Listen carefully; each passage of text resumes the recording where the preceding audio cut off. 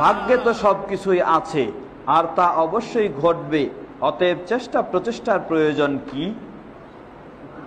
প্রশ্ন হলো, ভাগ্যে তো সবকিছুই আছে আর তা অবশ্যই ঘটবে, অতএব চেষ্টা প্রচেষ্টার প্রয়োজন কি?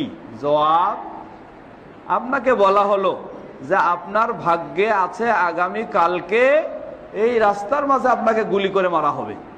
আপনার ভাগ্যে এটা আছে, আপনি প্রস্তুত থাকবেন? কখনো প্রস্তুত থাকবেন না, বরং কি ঘর ভাঙ্গে, জানালা ভাঙ্গে, কোন দিক দিয়ে কোন জায়গায় পালানো যায় সেটাই আপনি চেষ্টা করবেন, করবেন না? তাহলে চেষ্টা প্রচেষ্টার প্রয়োজনটা কোথায়? আর তাহলে কেন চেষ্টা করবেন আপনি? আপনি বলেন যে ভাগ্যে তো আছে আমার গুলি করে মারবে, যাই শুয়ে থাকেন ওখানে, তা তো কখনো করবেন না। আর ওই নামাজের জন্য, ইবাদতের জন্য যখন চেষ্টা করতে বলা হয় তখন বলে যে ভাগ্যে তো আছে, যা তাই হবে, আর চেষ্টার প্রয়োজন কি? জান বাঁচানোর জন্য ঠিকই চেষ্টা করে, কিন্তু আর এখানে চেষ্টা করতে শয়তানে ধরে।